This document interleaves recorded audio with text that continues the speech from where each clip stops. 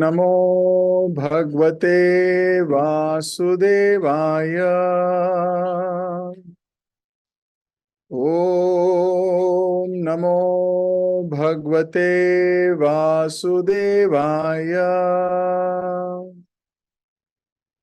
ओम नमो भगवते वासुदेवाय। हरे कृष्ण। तो एक बार फिर से आप सभी भक्तों का बहुत बहुत हार्दिक स्वागत, अभिनंदन। हम लोग पढ़ रहे हैं चैतन्य नहीं, श्रीमद् भागवतम। चैतन्य भागवत तो सुबह पढ़ रहे हैं और शाम को पढ़ रहे हैं श्रीमद् भागवतम। ये इतना मधुर, इतना जबरदस्त ग्रंथ है। इसको ग्रंथ राज कहा जाता है, ग्रंथों का राजा। ये वो ग्रंथ है जिसमें भगवान की प्रीति प्राप्त करने की पूरी क्षमता है। ये किसी को पूर्ण कृष्ण भावनामृत प्रदान कर सकता है, इतना पावरफुल ग्रंथ है। जो भी व्यक्ति श्रद्धा से इस ग्रंथ का श्रवण पाठ करता है, उसके हृदय में कृष्ण के प्रति प्रीति उत्पन्न हो जाती है। व्यासदेव जी, जिन्होंने इतने सारे ग्रंथों का संकलन किया, इतने सारे ग्रंथ लिखे, सारे वेद लिखे, सारे पुराण लिखे, सब कुछ लिखा, लेकिन फिर भी हृदय में प्रसन्नता बिल्कुल नहीं थी। अब कोई इतना प्रख्यात राइटर हो, स्वयं नारद जी का शिष्य हो, इतना प्रख्यात व्यक्ति अपने हृदय में सुकुड़न, अपने हृदय में ड्राइनेस महसूस करता है। सोचिए, इतने ग्रंथ लिखने के बाद भी नारद जी के कहने पर जब इनको कहा गया कि भागवतम लिखो, आपने भगवान का सफिशिएंट गुणगान नहीं किया है, तब जाके इन्होंने लिखी क्या, श्रीमद् भागवत। अब श्रीमद् भागवतम लिखी, और जब श्रीमद् भागवतम लिख ली, तब इनके हृदय में एकदम प्रसन्नता, संतुष्टि का अनुभव हुआ। उससे पहले नहीं हुआ। इतना लिखने के बाद प्रसन्न नहीं है, पर भागवतम यानी कृष्ण का गुणगान करने के बाद एकदम प्रसन्न है। तो इसका मतलब ये भागवतम जिसके अंदर प्रेम नहीं है उसको तो प्रदान करेगी, जिसके अंदर प्रेम है उसको सेटिस्फाई भी करेगी, उसको संतुष्टि भी प्रदान करेगी, उसको प्रसन्नता भी प्रदान करेगी, उसको जीवन का लक्ष्य भी प्रदान करेगी, उसको रम रम जाएगा वो। ऐसा ग्रंथ है। पिछले कुछ अध्यायों में हमने पढ़ा कि किस प्रकार पुरंजन का युद्ध हो रहा है, चंडवेग का हमला हो चुका, काल कन्या से मिलन हो चुका, इतना कुछ हो रहा है। हम आज 28वां अध्याय पढ़ेंगे, जिसका टाइटल है अगले जन्म में पुरंजन को स्त्री योनि की प्राप्ति। नारद मुनि ने कहा, हे राजा प्रचीन महर्षित, तत्पश्चात यवन राज साक्षात भय, प्रज्वर, काल कन्या तथा अपने सैनिकों सहित सारे संसार में विचरण करने लगा। तात्पर्य में शिल प्रभुपाद जी लिख रहे हैं, जगत गुरु शिल प्रभुपाद की जाए। एक छोटी सी प्रार्थना करके प्रभुपाद जी का तात्पर्य पढ़ेंगे। ओम अज्ञान तिमिरांधस्य ज्ञानंजन शलाकया चक्षुरुन्मिलितं येन तस्मै श्री गुरुवे नमः। श्री चैतन्य मनोभीष्टं स्थापितं येन भूतले स्वयं रूप कदा मह्यं ददाति स्वपदान्तिकम्। वन्देऽहं श्री गुरु श्रीयुतपदकमलं श्री गुरुन् वैष्णवांश्च श्रीरूपं साग्रजातं सहगण रघुनाथान्वितं तं सजीवं सावधूतं सावधूतं परिजन सहितं कृष्ण चैतन्य देवं श्री राधा कृष्ण पादान सहगण ललिता श्री विशाखान्वितांश्च। हे कृष्ण करुणा सिंधु दीनबंधो जगतपते गोपेश गोपिका कांता श्री राधा कांता नमोस्तुते। तप्त कांचन गौरांगी राधे वृंदावनेश्वरी वृषभानुसुते देवी प्रणमामि हरिप्रिये। वाञ्छाकल्पतरुभ्यश्च कृपा सिन्धुभ्य एव च पतितानां पावनेभ्यो वैष्णवेभ्यो नमो नमः। जय श्री कृष्ण चैतन्य प्रभु नित्यानंद श्री अद्वैत गदाधर शिवासदि गौर भक्त वृंद। हरे कृष्ण कृष्ण कृष्ण हरे हरे, हरे राम राम राम हरे हरे। तात्पर्य में श्रील प्रभुपाद जी कह रहे हैं, मृत्यु के पूर्व की जीवन अवस्था अत्यंत भयावह होती है, क्योंकि प्राय इसी में निर्बलता तथा अनेक रोगों का शिकार बनना पड़ता है। शरीर पर आक्रमण करने वाले रोगों की तुलना यहां पर सैनिकों से की गई है। तो शरीर पर आक्रमण होते हैं कई, और वही सैनिक लड़ रहे हैं। ये सैनिक भी कोई साधारण सैनिक नहीं है, इनका संचालन यवन राज करता है। दुष्ट कारिणा शब्द सूचित करता है कि उनका संचालक है। जब मनुष्य जवान होता है तो वह बुढ़ापे की परवाह नहीं करता और मन भर कर स्त्री संभोग करता है, जिससे अनेक रोग उत्पन्न होते हैं। तब वह मृत्यु को बुलाने लगता है।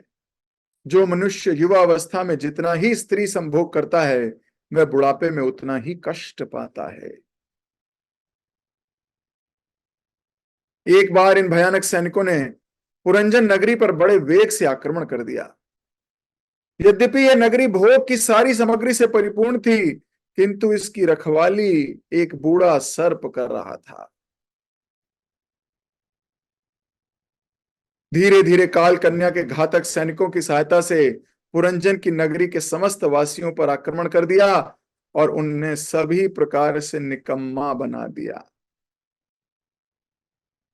तो जो शरीर है, जब बुढ़ापे का आक्रमण होता है, तो वो शरीर जिसमें किसी जमाने में प्रचुर मात्रा में शक्ति रही होगी, वो शरीर जिसमें बहुत ज्यादा ऊर्जा भी है, इच्छा भी है, बल भी है, सब है, वो शरीर क्षीण होने लगता है, समाप्त होने लगता है। इसलिए वैदिक शिक्षा कहती है कि मनुष्य बचपन में ब्रह्मचर्य का अभ्यास करे, अर्थात पूर्ण रूप से भगवान की सेवा में लगा रहे और स्त्रियों से किसी प्रकार का संपर्क ना रखे। जब बालक बड़ा होता है, 20-25 वर्ष का होता है, तो उसका विवाह होता है।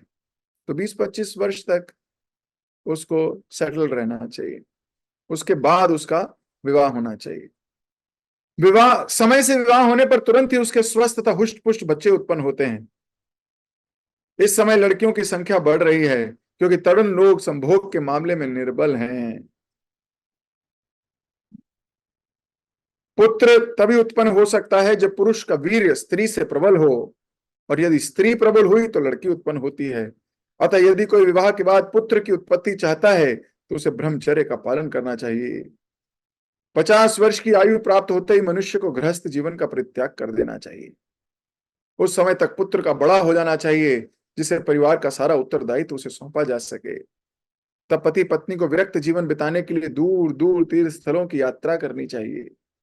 जब पति पत्नी घर तथा परिवार से विरक्त हो जाते हैं, तो पत्नी अपनी प्रौढ़ संतानों के संरक्षण में रहने के लिए घर वापस लौट आती है और गृहस्थी के कार्यों से अलग रहती है। तब पति भगवान की कुछ सेवा करने के उद्देश्य से संन्यास लेता है। यह सभ्यता की पूर्ण पद्धति है। तो प्रभुपाद जी कह रहे हैं कि हर चीज नियम से ठीक लगती है।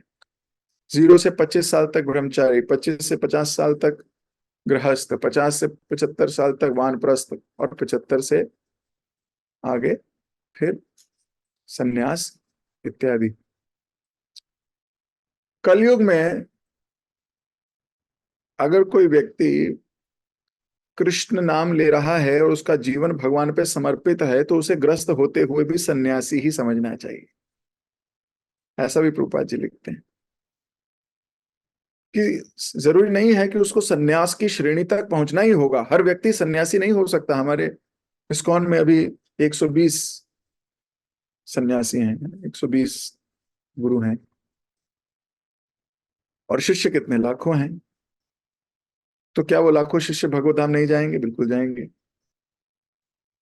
अगर वो गुरु की आज्ञा का पालन कर रहे हैं तो भले ही गृहस्थ हों, वानप्रस्थी हों, वो भगवत धाम जरूर जाएंगे, गारंटी जाएंगे। मनुष्य को ये उसका कर्तव्य है कि वो वस्तुओं से आसक्त ना हो। ये उसका लक्ष्य है कि वो इंद्रियों के विषयों से अपने को दूर रखने की क्षमता डेवलप कर सके, इंद्रियों को इंद्रिय विषय से दूर रखने में वो सक्षम हो जाए। अगर इंद्रियां उसके इंद्रिय विषय के साथ संपर्क में आके उसे विचलित कर देती हैं, तो ऐसी विचलित स्टेट में अगर उसका जन्म अगली बार होगा तो किसी ऐसी योनि में होगा, किसी ऐसी जगह होगा जहां वो भक्ति से गिर सकता है। हो सकता है भगवत धाम या भगवत प्रेम प्राप्ति ना कर पाए। So as a devotee, it is our prime most duty कि अपने को विषयों से दूर रखने की क्षमता डेवलप हो। अब ये क्षमता कैसे आएगी? भगवान ने बोला अभ्यासेन भारता। ये क्षमता आएगी अभ्यास से। ये क्षमता आएगी जब आप अभ्यास कर सकोगे, प्रैक्टिस करोगे। और कब प्रैक्टिस करोगे? प्रैक्टिस करोगे अपने जीवन में। कक्षा में सीखा, लाइफ में जाके उसका इस्तेमाल किया। कक्षा में सीखा, जिंदगी में जाके उसका इस्तेमाल किया। अगर कक्षा से सीख के जीवन में लागू नहीं किया तो केवल दिमाग में रह जाएगा, हृदय तक नहीं पहुंचेगा। और अगर हृदय तक नहीं पहुंचा तो भगवान दिमाग में नहीं रहते, भगवान हृदय में रहते हैं। तो अगर हृदय तक नहीं पहुंचा तो फिर कैसे संतुष्ट होंगे भगवान? तो यहां बड़ा क्लियरली एक्सप्लेन किया गया कि मनुष्य को प्रोसेस में चलना चाहिए। जब काल कन्या ने शरीर पर आक्रमण कर दिया तो यवनराज के घातक सैनिक विभिन्न द्वारों से नगरी में घुस गए। फिर वे सभी नागरिकों को अत्यधिक कष्ट देने लगे। अभी क्या हो रहा है? कष्ट मिल रहा है अभी। जितने नागरिक हैं सबके सब, एक्चुअली जब बुढ़ापा प्रवेश करता है तो शरीर के विभिन्न भागों में रोग प्रकट होने लगते हैं ना, कान में, नाक में, दांत में, आंखों में लाइट कम हो जाती है, चश्मा लगाना पड़ता है। कानों से कम सुनाई देता है, मशीन लग जाती है।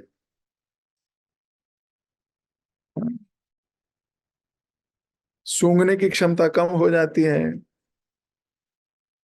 पेट गड़बड़, पाचक शक्ति भी कम हो जाती है।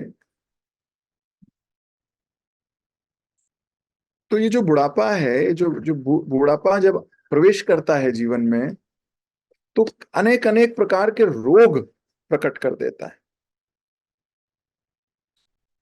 तो कभी गुदा, कभी पेट, एटसेट्रा एटसेट्रा। जब इस प्रकार वे नगरी सैनिकों तथा काल कन्या के द्वारा विपदाग्रस्त हो गई तो अपने परिवार की ममता में लिप्त राजा पुरंजन यवनराज तथा काल कन्या के आक्रमण से संकट में पड़ गया।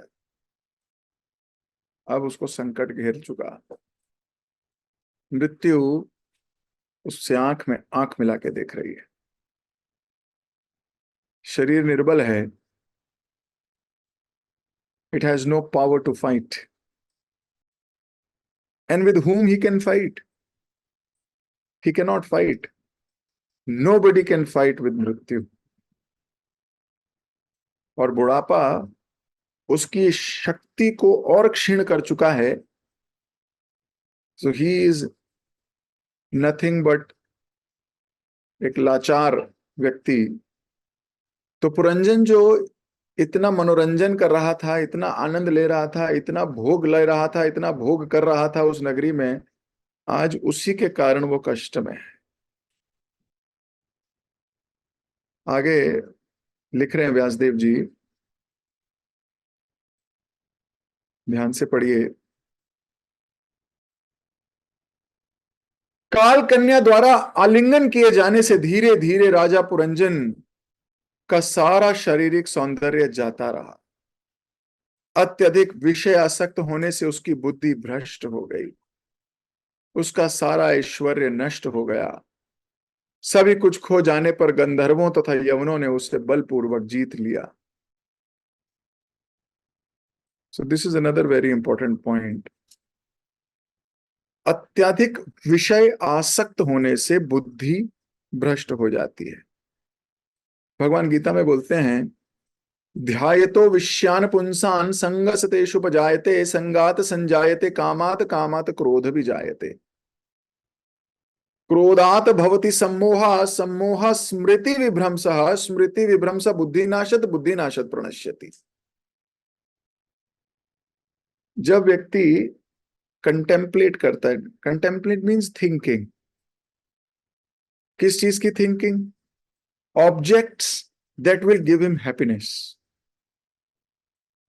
हम मान लीजिए, हमें लगता है कि कोई वस्तु हमें बड़ी संतुष्टि देगी, आप बार बार उसको मन में ध्याते हो, कंटेम्पलेट करते हो कि नहीं मेरे पास ये वस्तु आ गई ना, बहुत अच्छा लगेगा, मेरे को ये फोन मिल गया ना, ये वाला बढ़िया वाला फोन है, आईफोन वाला है ना, ये वाला अगर मेरे को मिल गया मेरा जीवन बड़ा मजेदार हो जाएगा, मुझे अगर ये मिल गया बड़ा मजेदार हो जाएगा। जब किसी के हाथ में देखो बोलोगे अरे ये तो मुझे भी चाहिए, बहुत अच्छा लग रहा है, बहुत अच्छा यूज करती होगी ये। आप कंटेम्पलेट करते हो आईफोन आईफोन आईफोन आईफोन, आपको उससे अटैचमेंट हो जाती है। थोड़ी देर में आप ये सोचने लगते हो कि मेरा होगा तो कौन से कलर का लूंगी, व्हाइट अच्छा है, नहीं नहीं ब्लू अच्छा है, नहीं नहीं। इतना कंटेम्पलेट कंटेम्पलेट कंटेम्पलेट किया कि एक दिन आपकी आईफोन से या उस फोन से अटैचमेंट बन जाती है। फिर आप वेट करते हो फोन खरीदने का, और मान लो आपको आईफोन ना मिले, दुकान पे जाओ बोले जी सारे बिक गए। फिर क्या आता है? क्रोध, या आपके पास पैसे ही नहीं है। आपने किसी चीज का कंटेम्पलेट किया है, आपको उससे अटैचमेंट हो गई है, और जब वो आपको चीज नहीं मिलेगी आपको गुस्सा आएगा। यही प्रोसेस है। तो भगवान ने गीता में लिख दिया, दिस इज द प्रोसेस, आप देख लो। आप जरा 2 मिनट के लिए विचार करो, लास्ट टाइम गुस्सा कब किया था? चलो सब लोग जरा विचार करो जरा, लास्ट टाइम गुस्सा कब किया था? आज, कल, परसों, कभी तो किया होगा गुस्सा। अब जरा सोचो, जो गुस्सा किया था उसकी वजह क्या थी? उसकी वजह ये थी कि जो आपने सोचा था वो हुआ नहीं। आपने पति को कहा था टमाटर ले आना, वो लाया नहीं। आपने बच्चे को कहा था कि जरा पानी पिला दे, उसने पिलाया नहीं। आपने बच्चे को कहा था अच्छे नंबर लेके आइयो, देख मैं तेरी ट्यूशन भी लगा रही हूँ, देख मैं पैसे भी खर्च कर रही हूँ, अच्छे नंबर ले आइयो। जब अच्छे नंबर नहीं आए, अध श्री महाभारत कथा हुई होगी घर में। कॉन्सेप्ट यही है, जब जब मेरे मन की नहीं होगी, जब जब मेरे मन की नहीं हुई, तब तब क्या होगा? तब तक आपको गुस्सा आएगा। तो ये मैं नहीं कह रहा, ये तो भगवान 5,500 साल पहले लिख गए। ध्यायतो विषयान पुंसान संगस्तेषु उपजायते संगात संजायते कामात कामात क्रोध भी जायते। क्रोध आएगा ही आएगा। बड़ा सिंपल सरल फॉर्मूला है। हमें गुस्सा क्यों आता है? क्योंकि हमारे मन की नहीं होती। बेटा नहीं मानता, पति नहीं मानता, बॉस नहीं मानता, कई बार देवी देवता नहीं मानते। इतनी गर्मी कर रखी है, क्या ही मजाक है। शिमला में ठंड है, वहां से हवा इधर क्यों नहीं आती? बैलेंस क्यों नहीं होता? कुछ भी। So the whole idea is, because we contemplate so much on sense objects, we develop strong attachment towards those objects. And when we don't get those objects, we become frustrated. हमें गुस्सा आता है, हमें क्रोध आ जाता है। और जब क्रोध आता है तो क्रोध सबसे पहले क्या करता है? बुद्धि नाशत प्रणश्यति। क्रोध में व्यक्ति की बुद्धि समाप्त हो जाती है। फिर वो ये सोच नहीं सकता क्या सही है और क्या गलत है। मैंने देखा है, वास्तविक जीवन में भक्तों के साथ रहता हूं, बहुत से लोगों से मिलता हूं। कई बार माँ अपने बेटे को थप्पड़ भी मार देती है गुस्से में, और बाद में सोचती है इतनी सी बात तो थी नहीं थप्पड़ मारने वाली, ऐसे तो नहीं मारना चाहिए था मुझे, शायद थोड़ी गड़बड़ हो गई मेरे से। फिर प्लेट में खाना लेके जाती है उसके लिए, अब वो प्लेट में खाना देती है, बेटा खा ले। बेटा भी फिर क्या करता है? Over act. वो कहता मैं नहीं खाऊंगा, मैं नहीं खाऊंगा, ले जाओ। फिर माँ कहती है अभी खाने से क्या दुश्मनी है तेरी? दुश्मनी तो मुझसे है। खाने से क्यों गुस्सा है? तो मुझसे गुस्सा है, खाना तो खा ले। वो बोलता है खाना नहीं खाऊंगा क्योंकि तुम लाई हो। गुस्सा खाने से नहीं है, गुस्सा तुम्हारे से ही है, तुम्हारे हाथ से खाऊंगा नहीं। तो ये क्रोध क्रोध खेलते हैं दोनों। और एक्चुअल में माँ को पता है कि उस वक्त मुझे समझ में नहीं आई क्या हो गया, बुद्धि भ्रष्ट हो गई थी। सही बात है। That's what happens when we become angry. We don't realize what is good and what is bad, we over react. So भगवान तो गीता में लिख गए। अब जिस व्यक्ति को ये पता है वो बिल्कुल पहचान जाएगा, शुरुआत हुई थी ध्याय तो सोचने से, और एंड होगा किस पे? बुद्धि नष्ट हो जाएगी। एंड बुद्धि नष्ट हुई, you will lose the power of discrimination. हमें ये नहीं समझ में आएगा क्या सही है और क्या गलत है, बस गुस्सा है। क्रोध में कई बार बच्चा अपने पिता को भी गाली दे जाता है,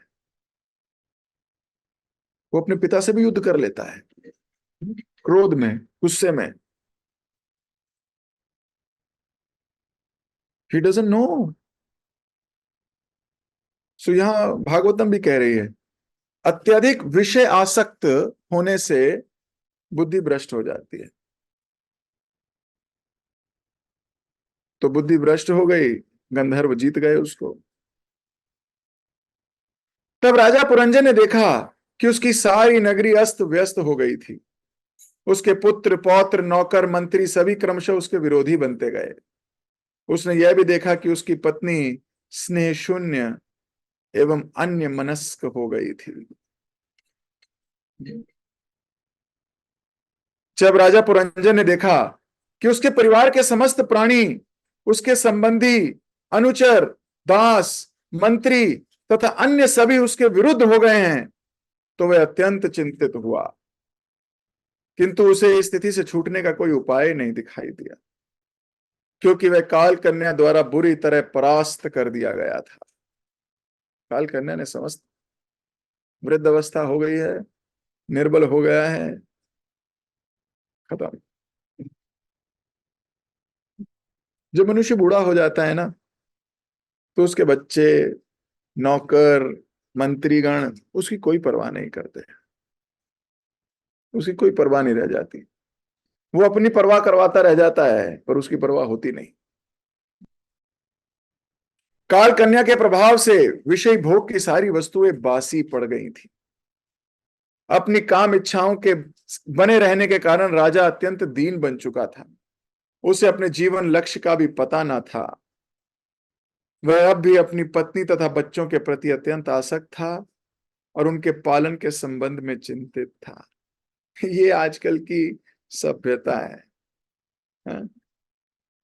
कुछ कुछ आज जैसी बात है, बुढ़ापा भले ही आ जाए, इंसान की इच्छाएं कम नहीं होती। ऐसा नहीं है कि जैसे जैसे हम बूढ़े होते जाएंगे हमारी इच्छाएं कम हो जाएंगी। जवानी में इच्छा है घूमने फिरने की, ऐसा नहीं बुढ़ापे में कम हो जाएगी। जवानी में इच्छा है खाने कूदने की, खेलने की, मजे करने की, बुढ़ापे में भी बनी रहती है, इनफैक्ट बढ़ जाती है। फ्रस्ट्रेशन और बढ़ जाती है। क्यों? बच्चे सोचते हैं क्या लेके जाएंगे, इनके ख्याल रखना पड़ेगा बहुत, इनको यहीं छोड़ जाओ।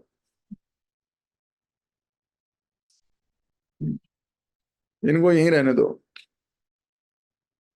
ये संसार में ऐसा देखा गया है। तो क्या इच्छाएं पूरी नहीं होती और बढ़ती चली जाती हैं? तो वास्तव में गलती किसकी है? वास्तव में गलती इंसान की स्वयं की है कि उसकी इच्छाएं वो कंट्रोल ही नहीं कर पाता और अल्टीमेटली फ्रस्ट्रेट होता है। तो यहां भागवतम कह रही है कि जितनी विषय भोग की वस्तुएं थी पड़ी हैं, लेकिन राजा पुरंजन दीन बन चुका है। उसकी इतनी आसक्ति है उन चीजों में, अभी भी वो अपने बच्चों के बारे में सोच रहा है, अभी भी वो अपने सब लोगों के बारे में सोच रहा है, लेकिन उसका बस नहीं चल सकता। राजा पुरंजन की नगरी गंधर्व तथा यवन सैनिकों द्वारा जीत ली गई, और यद्यपि राजा इस नगरी को त्यागना नहीं चाहता था, किंतु परिस्थितिवश उसे ऐसा करना पड़ा, क्योंकि काल कन्या ने उसे कुचल दिया। हम भी शरीर को छोड़ना नहीं चाहते। बहुत प्यार है इससे, भले झुर्रियां पड़ी हुई हैं, पर शीशे में देख के बड़े सुंदर लगता है। अभी, अरे अभी तो बात है, बोली हड्डियां टूट गई हैं, टेढ़ी मेढ़ी हो गई हैं, दांत बचे नहीं, लेकिन अभी भी जीवन की या जीने की तमन्ना पूरी है। लेकिन एक दिन काल कन्या कुचल देगी। सच तो यही है। व्यक्ति भोगने का भरसक प्रयास करता है, परंतु एक दिन परिस्थितियों के अधीन होना पड़ता है। एक दिन धीरे धीरे धीरे धीरे धीरे धीरे समाप्त। और ये प्रक्रिया निरंतर चलती है, यही जीवन है। ऐसी दिशा में यवनराज के बड़े भाई प्रज्वर ने अपने छोटे भाई भय को प्रसन्न करने के लिए नगरी में आग लगा दी। अब शव को अग्निदाह कर दिया जाता है, जला दिया जाता है। मृत्यु से पहले एक ज्वर आता है जिसको अग्नि है। ज्वर मतलब बुखार, बहुत तेज बुखार आता है। तो पहला वो बुखार है, उसमें शरीर जलता है। फिर दहाग्नि दे देते हैं, उसमें भी शरीर जलता है। जब सारी नगरी जलने लगी तो सारे नागरिक तथा राजा के नौकर, उसके परिवार के सदस्य, पुत्र पौत्र पत्नियां, सभी संबंधी अग्नि के चपेट में आ गए। इस प्रकार राजा पुरंजन अत्यंत दुखी हो गया। जब नगरी की रखवाली करने वाले सर्प ने देखा कि नागरिकों पर काल कन्या का आक्रमण हो रहा है, तो यह देखकर वह अत्यंत संतप्त हुआ कि यवनों के आक्रमण करके उसके घर में भी आग लगा दी है। तो जीवन में प्रभुपाद जी लिखते हैं, जीव दो प्रकार से शरीरों को ओढ़े रखता है, एक है सूक्ष्म शरीर और एक है स्थूल शरीर। तो मृत्यु के समय स्थूल शरीर नष्ट हो जाता है, लेकिन सूक्ष्म रहता है। ये सूक्ष्म शरीर उसको दूसरे शरीर में लेके जाता है। अब मॉडर्न साइंस इसको देख नहीं सकती। अभी मॉडर्न साइंस इतनी मॉडर्न नहीं हुई कि इसे देखा जा सके। इसको देखने के लिए तो अल्ट्रा मॉडर्न साइंस की आवश्यकता, अल्ट्रा मॉडर्न। अब जब आप घूमोगे, क्योंकि धरती गोल है, यहां से शुरू हुआ था, यहां पहुंचोगे और बोलोगे बहुत मॉडर्न हूं, और चलोगे और मॉडर्न हूं, और चलोगे और मॉडर्न हूं, और चलोगे और मॉडर्न हूं। घूम के जब यहां आ जाओगे ना वापिस, क्योंकि गोल है, जब मॉडर्निटी फिर यहां पहुंचेगी, जिसको अल्ट्रा मॉडर्न, यहां इसी को ट्रेडिशनल साइंस बोलते हैं। शुरू यहां से हुई थी और खत्म यही होगी। और कहोगे सभ्यता बहुत आगे निकल आई। सो जब तक व्यक्ति यहां नहीं पहुंचेगा, इस ज्ञान को समझ नहीं सकता। जब तक भागवतम में दोबारा नहीं आएगा, उसे समझ नहीं आएगी। जब तक भगवत गीता तक नहीं पहुंचेगा, जितनी मर्जी पीएचडी की किताबें पढ़ लो, जितना मर्जी ध्यान इस भौतिक प्रकृति, संदर्भों, कितनी भी चीजों पे डिटेल्ड स्टडी कर लो आप, अंततः भगवत गीता भागवतम के संदेश पर ही पहुंचोगे। आपको संतुष्टि यही मिलने वाली है। आप कुछ भी करते रहो, ultimately you will fall here, and once you develop श्रद्धा हियर, स अमृतत्व कल्पते। भगवत गीता कहती है उसे अमृत तत्व मिल जाएगा। तो सूक्ष्म शरीर उसको दूसरे शरीर में ले जाता है। जिस प्रकार जंगल में आग लगने पर वृक्ष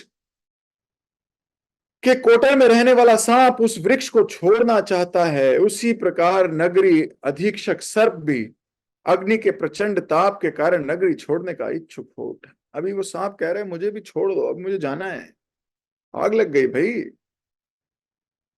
जैसे जंगल में आग लगती है तो सांप बिच्छू सब छोड़ देते हैं। सबसे ज्यादा मुश्किल सांप के लिए होता है, वो भाग नहीं पाता, पेड़ पे रहता है, या पेड़ के अंदर बिल बना के रहता है, जो कि पेड़ पूरा का पूरा जल जाता है। बाकी देहधारी जिसमें जिनके पांव हैं वो फिर भी भाग भूग के निकल जाते हैं।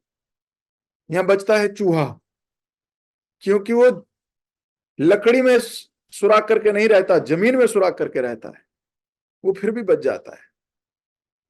लेकिन सांप के लिए बचना बहुत मुश्किल है, क्योंकि वो पेड़ पे ही रहता है।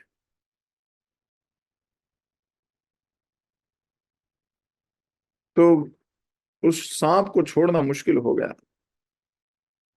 गंधर्वों तथा यवन सैनिकों द्वारा उस सर्प के शरीर के अंग जर्जर कर दिए गए, क्योंकि उन्होंने उसकी शारीरिक शक्ति को परास्त कर दिया था। जब उसने शरीर त्यागना चाहा तो उसके शत्रुओं ने रोक लिया। अपने प्रयास में विफल होने के कारण वह जोर से चित्कार करने लगा। प्रभुपाद जी लिख रहे हैं, इसके परपट में मैं शेयर कर रहा हूं स्क्रीन पे, सब लोग ताकि प्रेम से पढ़ सकें।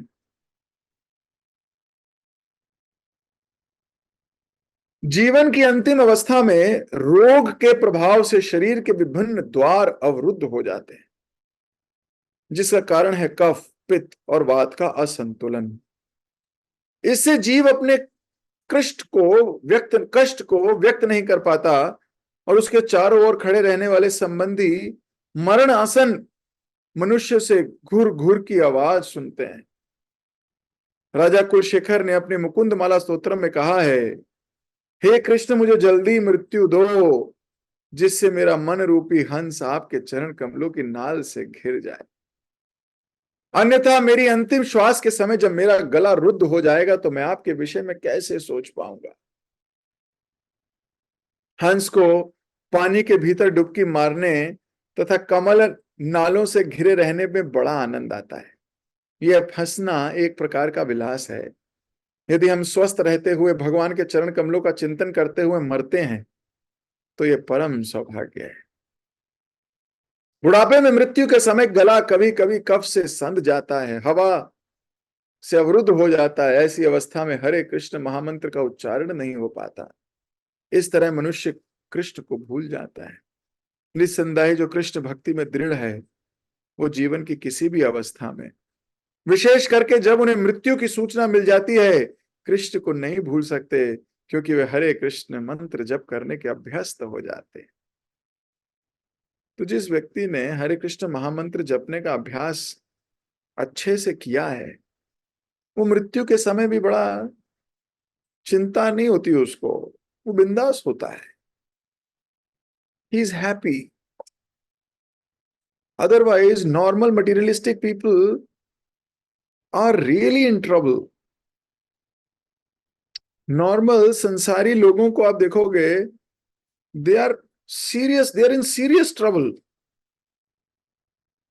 क्यों? They just don't want to die.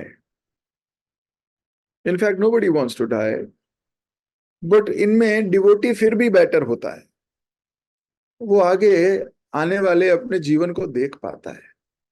उसको मालूम है उसने जीवन में जवानी के दिनों से या बहुत समय से उसने हरे कृष्ण मंत्र का जप किया है, तो उसको अंतिम दिनों में भी इसके लिए प्रैक्टिस नहीं करनी पड़ती, वो ऑलरेडी प्रैक्टिस्ड है। जैसे अगर किसी व्यक्ति को स्विमिंग आती है, अब उसने कई दिनों से स्विमिंग नहीं करी, लेकिन जब भी पानी देखेगा वो तैर लेगा। सच्ची बात है, he will be able to swim.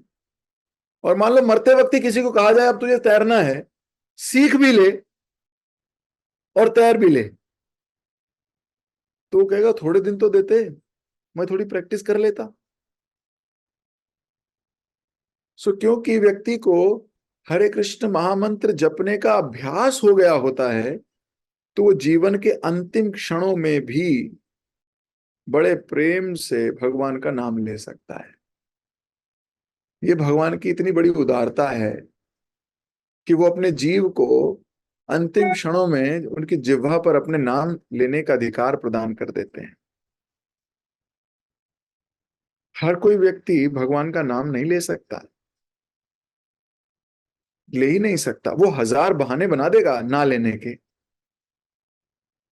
वो कई तर्क कर देगा, कई वितर्क कर देगा, वो आपके सामने क्या क्या शास्त्र नहीं लेके आएगा, वो सब कुछ लेके आएगा ताकि उसे जपना ना पड़े।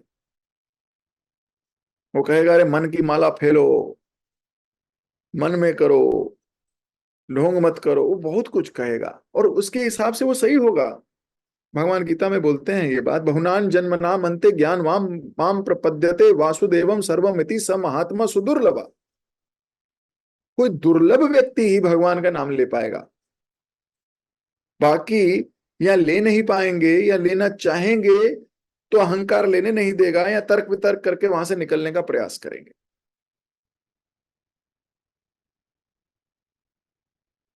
तो अगर कोई सरलता से इसको स्वीकार कर लेता है तो वो महात्मा है, महात्मा है। इस संसार में एक व्यक्ति को भक्त बनाना बड़ा मुश्किल काम है, बहुत मुश्किल है किसी को भक्त बनाना। भक्त बनने को तैयार नहीं है कोई, इट इज वेरी डिफिकल्ट। जब तक कृष्ण की उस पर कृपा ना हो, इट इज वेरी डिफिकल्ट। या कृष्ण आपके प्रयास से प्रसन्न हो जाए, एक ही काम हो सकता है। नारद जी ने असंख्य लोगों को प्रचार किया, कंस को भी किया, कंस नहीं बना भक्त, लेकिन मृगारी को एक ही दिन में करा, वो भक्त बन गया।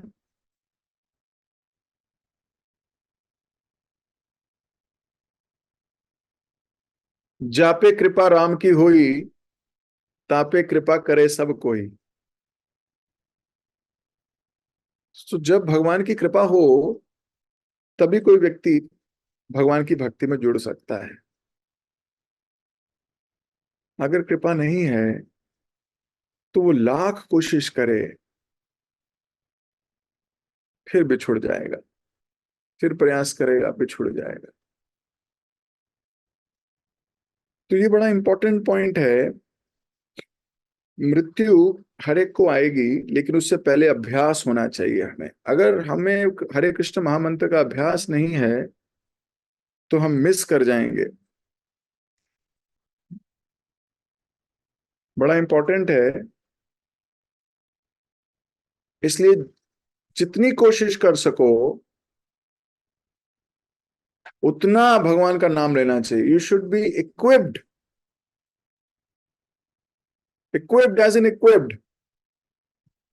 इतनी प्रैक्टिस, जैसे मैंने थोड़े दिन पहले महाराज की एक वीडियो भेजी थी, महाराज सोते सोते भी आरती कर रहे थे। Have you seen that? That is Paramahansa. हम जब करते करते सोते हैं, डीटी वर्शिप करते करते नींद आ रही होती है। वो सोते सोते जब करते हैं, can you imagine the consciousness? Just imagine the consciousness. मतलब सोच भी देखो, ये तो सोते हुए की बात है, जागते हुए भी कार्यकलाप देखिए भक्तों के। Amazing, amazing, amazing, unbelievable.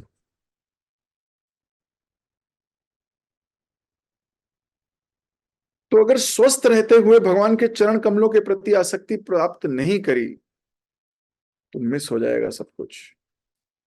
ये सोचोगे अभी एक दिन तो मैं हो ही जाऊंगा कामयाब, एक दिन तो मेरे को प्यार हो ही जाएगा, एक दिन तो मैं हो ही जाऊंगा। भैया आज क्या कर रहे हो? एक दिन तब होगा जब आज ही कॉन्फिडेंटली प्रयासरत हो, तब जाके एक दिन होगा। लेकिन आज भी ढीले हो तो 10 दिन बाद भी ढीले ही होगे, 100 दिन बाद भी ढीले ही होगे, 500 दिन बाद और ढीले होगे। इसलिए we should be very eager to to serve. इसलिए भगवान की सेवा के लिए बिल्कुल ईगरनेस दिखाओ आज ही। ये अपॉर्चुनिटी आज ही आई है, अपॉर्चुनिटी अभी मिली है, पता नहीं फिर मिले ना मिले।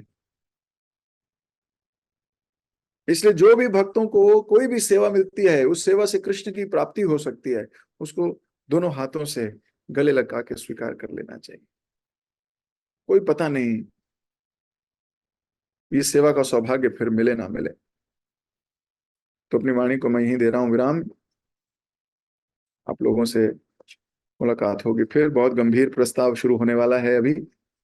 जगत गुरु शिल प्रभुपाद की जय, ग्रंथ राज श्रीमद् भागवतम की जय, आप सभी श्रद्धालु भक्तों की जय।